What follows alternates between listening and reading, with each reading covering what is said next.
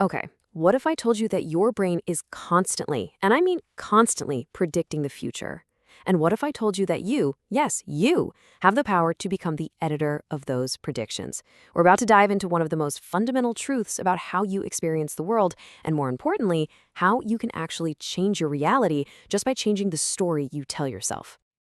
So imagine this with me for a second. You're sitting in a cozy cafe, just enjoying your coffee. And then you hear it, that little jingle of a bell on the door. You haven't even looked up yet. But you already know what's happening, don't you? Someone's walking in, right? And if you're waiting for a friend who's running a little late, you might even feel this little flicker of hope. That automatic split-second knowledge, that's your brain in action. It's not magic, not at all. It's a prediction. See, this is because we don't actually experience reality in real time. Our brain is more like a film director, constantly predicting the very next scene based on the script of all our past experiences. And this isn't some new feature. This is a 600 million-year-old survival mechanism, something we've fine-tuned for eons to anticipate threats and, grab opportunities. But here's the catch. This incredible ancient survival tool, well, it can sometimes turn against us. When our past experiences are painful or negative, our brain's predictions can start to build a prison around us, trapping us in these cycles that we desperately want to escape. Just think about how this works with our emotions. The physical feelings, a pounding heart, sweaty palms, right? They're pretty much identical in a lot of different situations. But if you're about to give a big presentation, your brain might predict a threat and then label that feeling as anxiety. On a first date, though, it could predict an opportunity and call it excitement. So here's the absolute key. Your feelings are not direct reactions to what's happening. They are interpretations based on your brain's predictions. This was exactly what was happening to a woman named Sujen. She would find a wonderful, caring partner, but as the relationship got closer, more intimate, she would feel this overwhelming need to just run. Her conscious mind knew this person was safe, but her body was reacting completely differently. Because of trauma in her past, her brain had learned to predict that intimacy always equals danger. And this kind of thing happens in so many areas of life. A brain can keep predicting pain long after an injury has physically healed, or it can get stuck in a predictive loop like, I always fail, which then causes you to unconsciously sabotage new relationships. The prediction becomes a self-fulfilling prophecy. So, how in the world do we break out of these prisons? How do we stop these faulty predictions? Well, the key is to change the story itself. There's this really powerful therapeutic approach built on this exact idea, and it all starts with a simple but totally revolutionary concept: separating yourself from the problem. Usually, when we struggle, we tell ourselves a story that sounds like this. We basically fuse our identity with the problem. The failure isn't just something that happened, it's something we are. And this story gives our brain constant, fresh evidence to keep on predicting more and more failure. But what if we just reframe the story?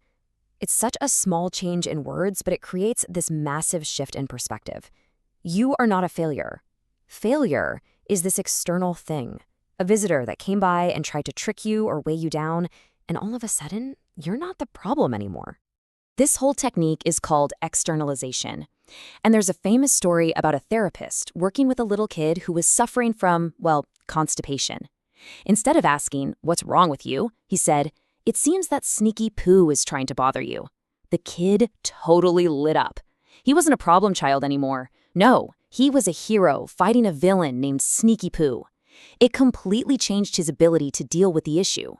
So the crucial point is this tiny linguistic shift. I am depressed becomes depression is visiting me. I am a failure becomes failure is trying to trick me. This simple act of externalizing turns you from a passive victim into an active protagonist in your own story, ready to actually face the challenge. Okay, so once you've separated yourself from the problem, you can start giving your brain a brand new script to work with. You can begin to consciously simulate a different future, and you do it by using powerful, targeted questions.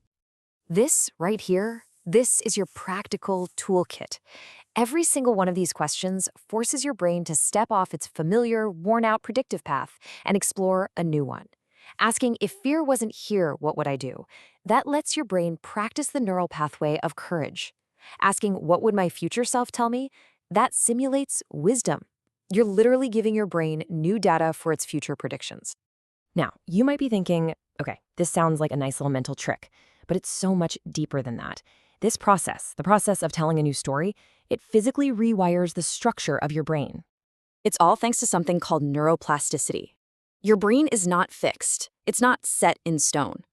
Every time you practice a new thought, or simulate a new future, or tell a new story, you are literally strengthening new neural connections and weakening the old ones. You are physically changing the landscape of your brain to support brand new predictions. And we can actually see this timeline of change in action. There was a study by Jonathan Adler that found that in psychotherapy, people's well-being didn't just magically improve. Nope. Something else happened first. Their story changed. Around week 8, they started talking about their lives in a much more empowered way. And then, a couple of weeks later, their measurable well-being followed. The news story came first, and then reality followed it. Which brings us right back to Sujin. After 6 months of working on her story, of separating herself from the fear and simulating a future where she could feel safe in intimacy, this is what she said. She wasn't just a passenger to her brain's old, faulty predictions anymore. She was in the driver's seat. So the ultimate takeaway is this. Your brain is the most powerful prediction machine on the planet, honed over 600 million years. That's a fact. But you are the author of the data it uses. The story you tell yourself today becomes the prediction your brain makes for tomorrow. So the only question left is, what new story will you write?